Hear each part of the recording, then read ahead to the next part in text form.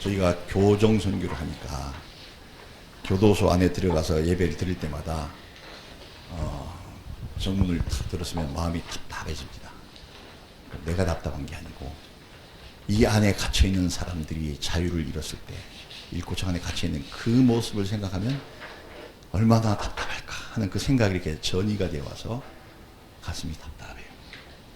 근데 한 가지 그들에게도 희망은 있어요. 언젠가는 저 철문 밖으로 나오거든. 육신의 자유를 얻거든. 그런데 그 육신의 자유를 얻은 것이 진정한 자유를 얻은 것일까요? 불행히도 그렇지 않습니다. 육신의 자유를 얻어서도 그 심령의, 그 영혼의 자유를 얻지 못한 사람들이 굉장히 많습니다. 그거는 다시 돌이켜 생각해 보면 교도소 안에 있던 사람들만 그럴까요? 아니죠. 교도소 안 들어가서도 그 심령이 마귀에게 짓눌리고 이끌려가면서 삶이 고통 속에 있는 삶이 얼마나 많습니까? 그들은 다 자유를 누리지 못하고 있는 사람들입니다. 그래서 오늘 우리가 말씀을 나누기 전에 우리가 우리 자신에게 한번 물어볼 필요가 있어요. 나는 육신의 자유를 누리고 있는가? 당연히 누리고 있죠, 심요. 그런데 그 다음에 내 심령은, 내 마음은 정말 진정한 자유를 누리고 있는가?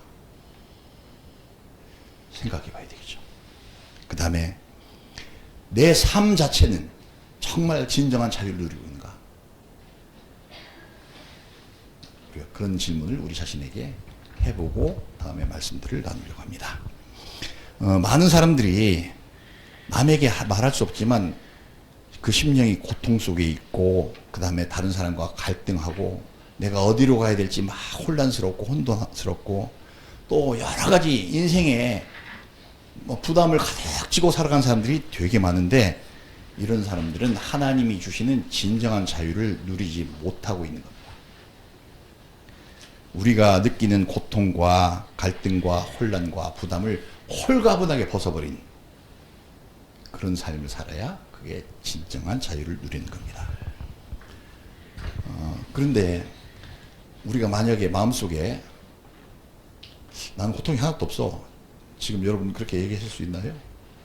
나는 아무런 갈등도 없어, 나는 완전히 너무 평안해, 그럴 수 있나요? 또 내가 어떻게 될지 모르겠어 하는 그런 혼란조차도 나는 하나도 없고 아주 명쾌하고 뚜렷합니까? 나도 인간인데 내 나름대로 먹고 살아야 되고 자식 키워야 되고 하고 싶은 것도 있는데 그러면 어떻게 이루어야 되지? 그걸 어떻게 해야 되지? 이런 부담 하나도 없습니까? 그렇다면 진정한 자유 얻은 사람 맞습니다. 그러나 많은 사람들이 그렇지 못하고 있는 것이 솔직한 현실이죠.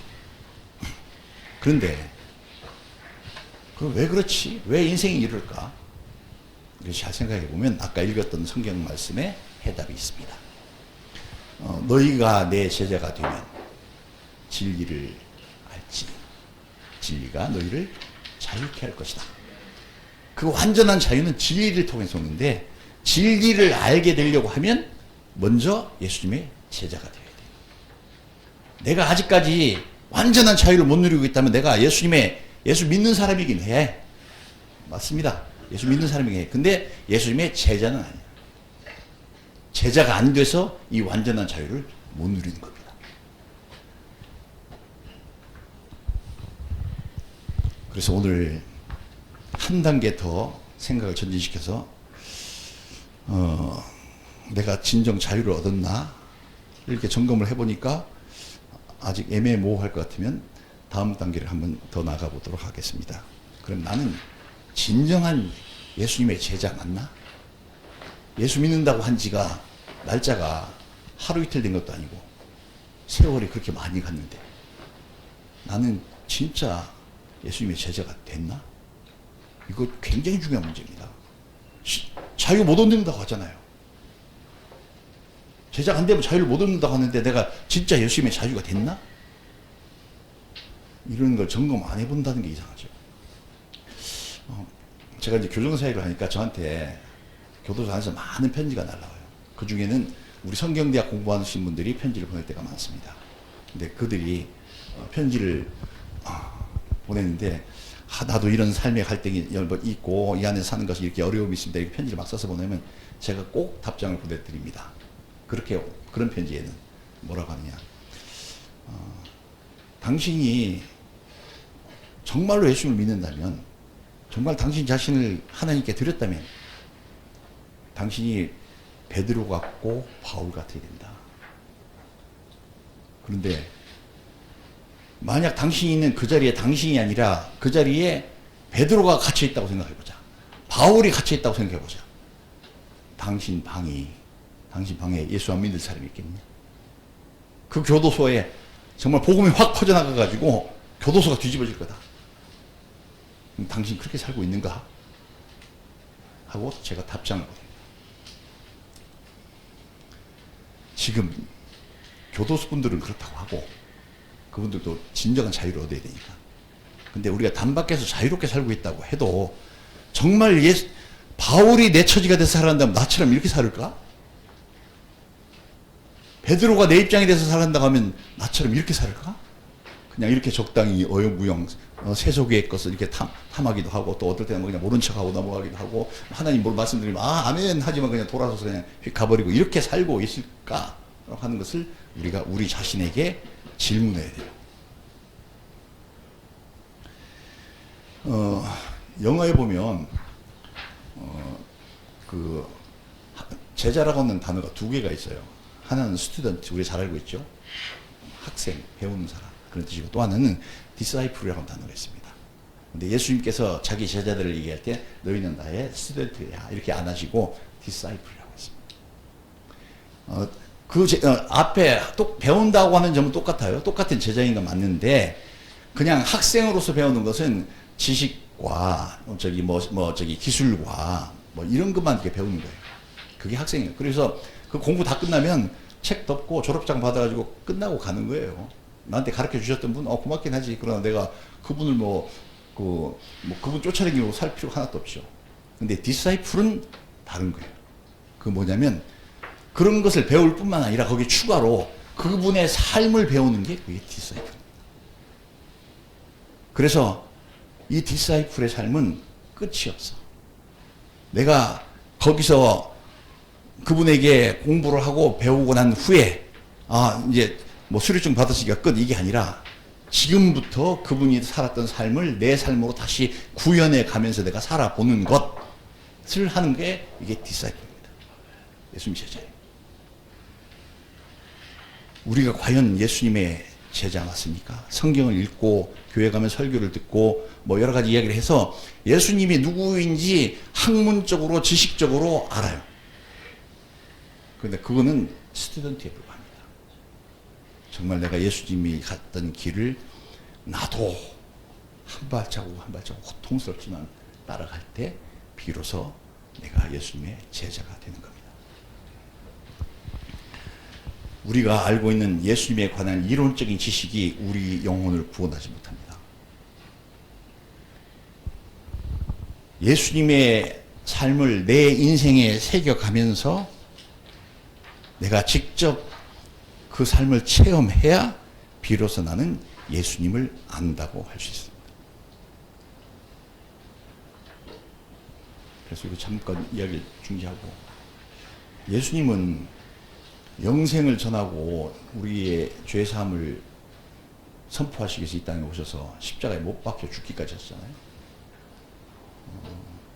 그리고 잡히시던 날 밤에 가야바의 관정에 끌려가가지고, 성경에는 그냥 따귀를 때리더라 이렇게 나와 있는데, 뺨을 치더라고 나와 있는데, 따귀 한 대 때리고 말았겠습니까? 얼굴에 침을 뱉고 따귀를 사정없이 막 쳤습니다.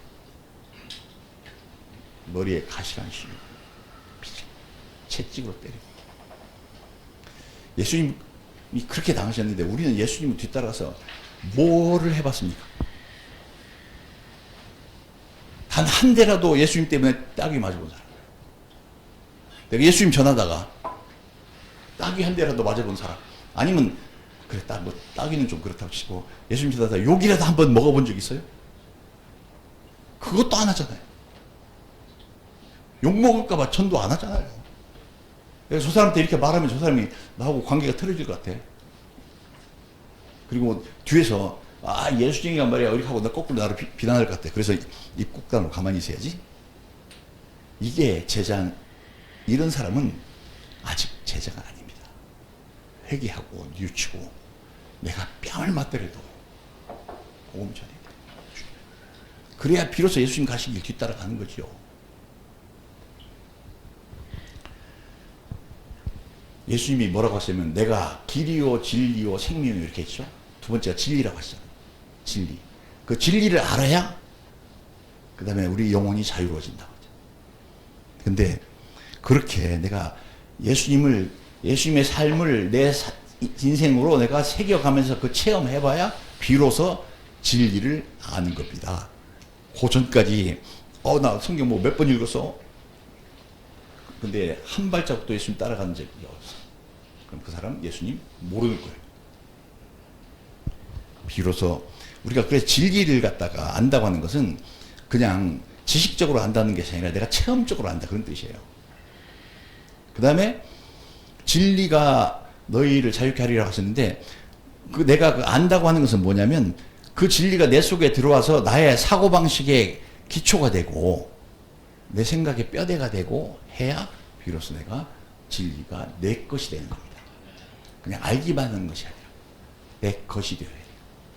그리고 그 내 것이 된 그 사고방식과 그 생각을 가지고 인생을 살아갈 때 그제서야 비로소 하나님이 주시는 평안과 기쁨이 내 속에 가득해지게 됩니다. 아무것도 두렵지도 않아. 너무나 행복해. 삶이 산다는 게 이렇게 좋구나. 그게 언제예요? 내가 진리를 알고 진리가 내 것이 되었을 때 그렇게 됩니다. 그래서 오늘 다시 한번 우리가 원 주제를 놓고 다시 생각을 돌이켜보면 내가 왜 평안하지 않지? 나는 다른 사람들이 저렇게 행복해하고 정말 예수님 때문에 행복해하고 그냥 이 세상에 모든 걸 다 가진 것처럼 저 즐겁게 행복해하는데 왜 나는 그런 삶을 살고 있지 못하지? 원인이 있잖아요. 제자가 아니라서 그런 거예요. 적당히 예수 믿으려고 하는 거예요. 정말 제대로 믿어야만 됩니다. 진리가 내 것이 된 사람은 완전한 자유를 얻어요.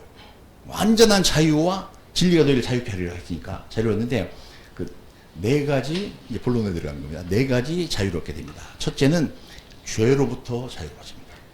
이거 뭐 너무 신학적으로 너무 많이 듣던 얘기라 손쉽게 생각할지 모르지만 저는 이제 교정사역을 하면서 내가 성경의 진리를 얼마나 깊이 깨닫게 해주시는지 하나님께 정말 감사해요. 그 사역을 해주게 하신 것이 저 안에서 누가 예수님 믿었어. 그리고 정말 진리를 알았어. 나의 사고방식을 삼았고 나의 생각의 뼈대를 만들었어. 그런 사람은요 어떤 현상이 나타나냐면 다시는 죄를 짓지 않습니다. 죄가 아무리 옆에서 유혹해도 빠지지 않아.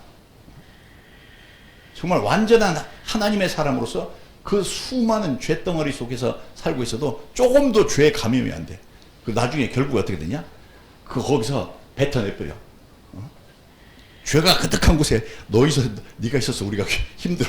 그리고 쫓아내버려. 다시는 죄 짓는 일이 없습니다. 그게 죄로부터 자유로워지는 거예요. 진리를 알면 절대 죄와는 관계가 없습니다. 두 번째, 그런데도 마귀는 우리를 어떻게든지 쓰러뜨리고 좌절하고 절망하게 해서 지옥으로 끌고 가려고 와서 우리 마음에 와서 계속 죄책감. 우리에게 죄책감을 주려고 그래요.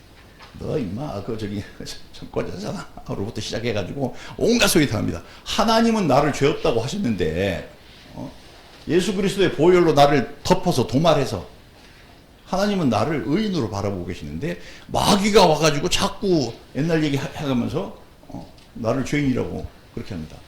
그거는 내가 거듭나기 전 얘기고 나는 이제 거기서 그 인생은 다 이미 끝났고 나는 완전히 새로운 삶을 살고 있어서 나는 하나님 나를 의인으로 보시는데 거룩한 의인으로 보시는데 마귀가 와서 마음에 와서 계속 죄책감을 찔러댑니다.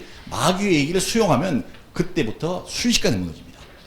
아담과 하와가 처음부터 마귀가 다가와서 아담과 하와를 유혹하려고 할 때 딱 다가왔을 때 마귀가 야, 하나님이 저 동생에 있는 거 아무것도 먹지 말라고 하대? 하대. 저리가 꺼져. 너 얘기 안 해. 하고 그렇게 해버렸어요. 근데 그렇지 않고, 아니, 대답을 했어. 아니, 다 마음대로 먹어도 된다고 했는데, 저 가운데 있는 두 나무 중에 한 나무만 먹지 말라고 했어. 이렇게 대답하는 순간 입이 끌려 들어간 거예요. 마귀는 절대 대화를 해서 안 됩니다. 마귀가 내 속에 그런 생각으로 가까이 딱 다가오면 거기에서 이러쿵 저러쿵 생각하실 여지도 없어요. 바로 사탄아 물러가라 하고 쫓아가요. 그래서 죄책감이 다시는 나를 파고 들어오지 못하게 만들어요. 우리가 거듭나기 이전에, 예수 믿기 이전에 그 삶과 지금 현재 삶을 이렇게 쭉 연결시켜 놓고 쭉 보면, 아, 잘못한 것도 많이 있지. 근데 왜 그걸 굳이 끌고 와가지고 지금 나를 갖다가 자꾸 죄책감에 빠뜨리려고 하냐. 그거 사탄이야. 우리는 정말 하나님 앞에서 거듭나서 내가 예수님의 제자가 되고 난 이후에는 그 옛날의 과거와는 아무런 상관이 없습니다. 끝났어요. 그래서 죄책감으로부터 해방이 됩니다. 세 번째는 현실적인 삶의 무게로부터 해방됩니다. 우리가 인간이니까 태어났으니까 먹고 살아야 되죠. 아까 얘기했듯이. 또 살다 보니까 자식도 나서 자식 먹이 살려야 되지. 뭐 이런 게 삶에 꽉 무거운 짐으로 우리를 찍어 누릅니다. 그렇죠. 어떤 통계청에서 얘기를 했나, 아니면 사람들 뭐 설문조사를 했나 했는데, 한국 사람들이 제일 원하는 것, 1번, 하나, 집 하나 가지는 것. 2번, 자식 좋은 대학 보내는 것. 뭐 이게 순서가 있더라고, 보니까, 사람들이 원하는 것. 근데 그것 때문에 새벽부터 밤까지 죽기 살기를 합니다. 그러다 죽어요. 요새는 뭐, 밤에 끝나는 것도 아니야. 내가 밤 늦게 집에 들어가다 보면 쿠팡 차가 새벽에도 막 다녀. 왜 그렇게 열심히 해요? 집 하나 사고, 애들 좋은 데 하나 보내려고. 그게 인생의 짐이고 부담이 꽉 짓눌려 사는 사람의 모습입니다. 근데 내가 정말로 진리를 알고 진리가 나를 자유케 하면 내가 그런데 안 짓눌려. 왜 안 짓누르냐? 내가 그렇게 밤 꼬박 세우면서 일하지 않아도 하나님 내게 먹을 것과 입을 것 주시겠다고 성경에 약속해 놨어요. 살아보니까 진짜 그게 되네. 그러니까 걱정 안 하죠. 내 자녀 문제 꼭 서울대학교나 하버드 가야만 애가 성공합니까? 정말 하나님의 성령으로 감동돼서 살면 걔가 무슨 일을 하든지 간에 이 세상에 빛이 되고 소금이 되고 멋지게 살아갈 수 있습니다. 그게 성공한 인생이니까. 그것도 그러면 여러분이 안 해요. 그래서 현실적으로 그 삶에 대한 부담이 싹 사라집니다. 그래서 자유로운 거예요. 여러분 요새는 안 가나요? 옛날에 그 목욕탕 있었잖아요. 공중 목욕탕. 가가지고 뜨거운 물에 담그고 막 때를 팍팍 문지르고 밖에 나오면 기분이 어때요? 괜히 아무것도 누가 뭐 한 게 없는데 기분이 시원하게 되게 기분이 좋죠. 우리가 자유를 얻으면 우리 심령이 항상 그런 기분을 느낍니다. 죄로부터 자유, 해방. 죄책감으로부터 해방, 삶의 무게로부터 내가 해방. 아주 시원해요. 마지막으로 또 하나의 해방을 얻는데 그게 뭐냐면 가상의 두려움. 아직 그런 일이 닥치지도 않았어. 근데 누가 와서, 특히 마귀가 와서 내 심리에다 막 속삭여. 야, 이거 안 하면 너 큰일 나. 너 망해. 너 아주 패망하고 큰일 날 거야 하고 계속해서 우리 마음을 찌릅니다. 마귀만 그러는 게 아니라 이 세상의 구조가 되게 그렇게 돌아가 있어요. 차를 한 대 샀어. 근데 보험회사 직원이 와서 얘기해. 보험 들으셔야죠. 근데 보험 꼭 들어야 됩니까? 이렇게 물어보면 보험회사 직원이 그렇게 얘기하죠. 안 들었다 당신이 사고 나면, 이 가상이죠, 가상. 아직 사고 안 났어. 사고 나면 여차고 여차고 해서 뭐 어려운 얘기 막 무서운 얘기 합니다. 그래서 꼭 들어야 됩니다. 그 얘기 듣고 나면 그때부터 보험 안 들면 큰일 날 것 같죠. 또 건강보험도 마찬가지예요. 건강보험 팔러 온 분이 다 와가지고 막 얘기합니다. 이것도 뭐 들고 저것도 들으셔야 돼요. 나이가 드시면 뭐 암이 걸릴 확률이 몇 %고 뭐 치매 걸릴 확률이 몇 %고 막 얘기합니다. 그 얘기 듣고 있으면 보험 다 들어야 돼 살 것 같아. 그러면 하나님 필요 없죠. 보험이 필요한 거지 하나님 필요 없지. 마귀는 그것을 갖다가 그렇게 어떤 조직화된 것뿐 아니라 세세한 것 가지고도 와서 계속합니다. 내가 아이를 키우는데 얘가 살짝 나한테 반항을 했어. 그럼 내 마음속에 마귀가 확 와서 뭐라 하면 야, 저놈 새끼 지금 성질 꺾어놔야 돼. 박살내야 돼. 안 그러면 제가 크면 네가 감당이 되겠니? 이거 누가 말하는 거예요? 마귀가 하는 거예요. 그래가지고 그때부터 애를 때려잡고 막 괴롭힙니다. 사탄이 하는 짓이에요. 근데 그런 모든 두려움, 얘가 장차 커서 잘 될지 안 될지 지금 전혀 모르잖아. 가상이 가상. 그런 모든 가상의 근심과 걱정으로부터 완전한 해방입니다. 왜? 하나님 믿으니까. 나를 이렇게 사랑하시는 그분이 내 자녀 잘못되게 하겠어요? 천만에 말씀. 내가 주의 말씀으로 잘 가르칠 거니까 쟤는 정말 언제나 훌륭한 아이가 될 거야. 그리고 뭐 내가 보험 없어도 하나님께서 건강하게 얼마든지 내가 살 만큼까지 살게 해주신다. 뭐 이런 마음으로 가상에 대한 두려움을 내게서 제거됩니다. 그래서 우리가 진리를 체험적으로 알면 네 가지 해방을 받습니다. 첫째, 죄로부터 해방됩니다. 둘째, 죄책감으로부터 해방됩니다. 셋째, 그 삶의 무게로부터, 부담으로부터 해방됩니다. 넷째, 가상의 두려움으로부터 해방됩니다. 그러면 완전히 자유한 거예요. 그러면 삶이 즐거워. 그 다음에 뭐 해야 되냐? 하나님이 주시는 기쁨과 평안을 누리면서 막 살면 되는 거예요. 그러니까 삶이 즐거워, 행복해. 저기 우리 장로님 여러분 오늘 보시니까 어때요? 늘 막 벙글 웃으시죠. 이분 삶에 걱정이 없거든. 정말.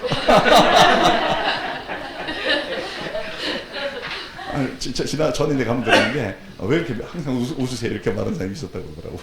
그 사람이 장로님이 누리는 평안을 몰라서 이런 얘기를 하는 거죠. 자, 그런데 이제 오늘 말씀 마무리를 하겠습니다. 그런데 이렇게 이것이 당연한 거예요, 성도로서. 그런데 아까 우리 처음에 질문 두 가지 했잖아요. 나는 진정한 자유를 얻었나? 나는 그리고 진정한 예수님의 제자인가? 네, 거기서 그렇습니다. 저는 주님의 제자입니다. 이렇게 확실하게 대답하지 못했으면 그 이유가 주님의 제자가 되지 못하는 이유가 아까 읽었던 성경 말씀 뒤에 누구든지 자기 십자가를 지고 나를 쫓지 않는 자도 내게 합당치 아니하다 라고 말씀을 읽었잖아요. 우리가 주님의 제자 못 되는 이유는 딱 한 가지. 예수님을 믿는데도 불구하고 제자까지는 안 되려고 그래요. 이거 딱 한 가지. 자기 십자가를 안 지려고. 안 죽으려고. 내가 나를 죽여야 돼요. 그래서 거기서 뭐 자살하라 그런 얘기 아닙니다. 내 심령, 내 마음을 나를 위한 내 자아의 마음, 나를 위해서 살고 있는 이 마음을 십자가에 못 박아서 죽여야 돼요. 그것을 안 해서 예수님의 제자가 못 되는 겁니다.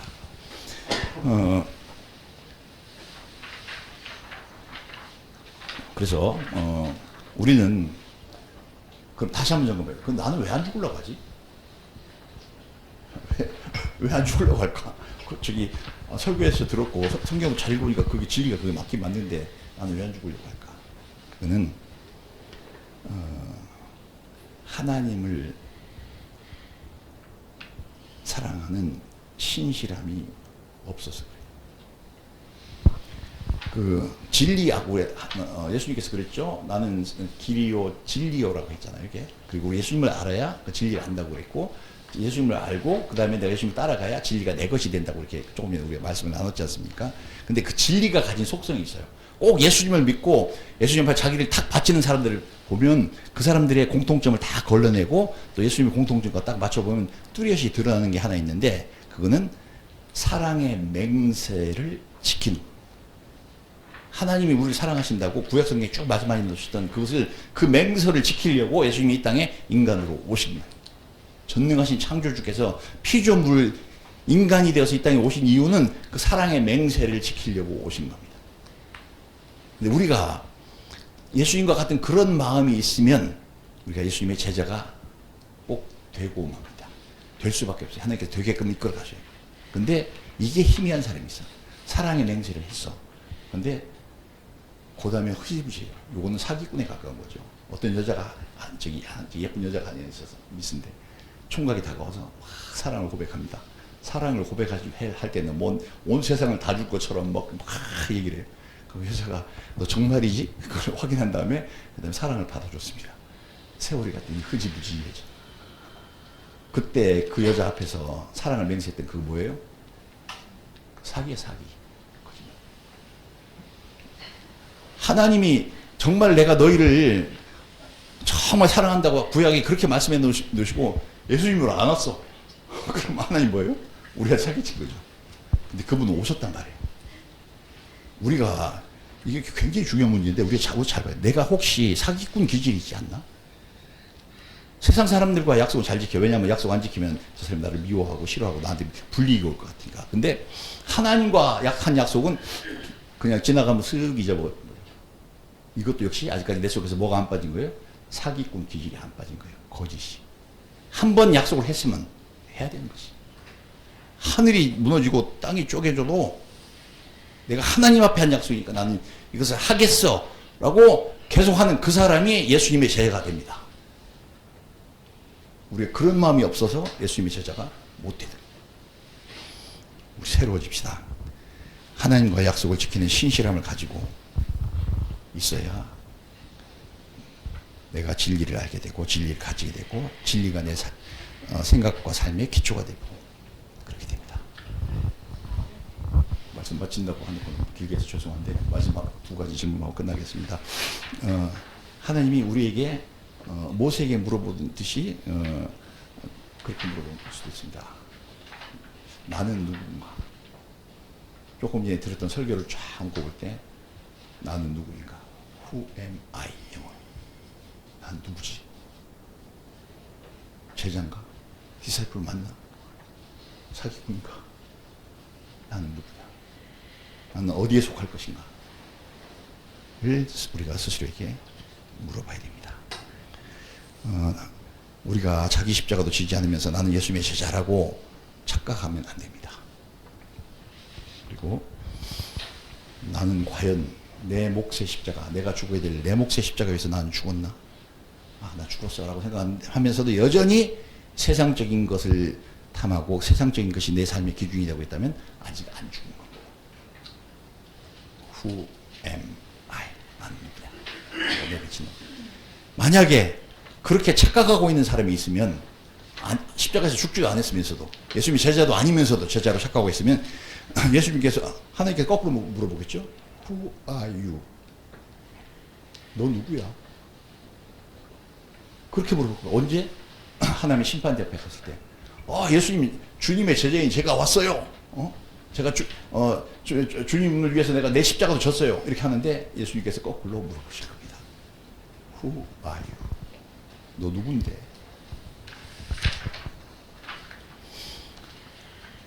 우리가 그때 예수님, 저는 솔직히 말해서 제 십자가에 죽지는 못했습니다. 그렇지만 좀 제자로 인정 좀 해주세요 하고 막 쫄릴 겁니다. 때는 이미 늦었습니다. 살아서 못하면 영을 못하는 겁니다. 그래서 여러분이 혹시 오늘 말씀을 잘 기억하고 싶으시면 이 예배 순서지를 가지고 가셔서 아까 읽었던 누가복음 17장 27절 그 말씀을 다시 한번 읽어보시면서 자기를 점검해 보시는 귀한 시간 되시고, 여기 계신 분들은 모두 다 거짓 없이 순수하게 주님의 제자로 발견될 수 있기를 예수님의 이름으로 축복합니다. 네.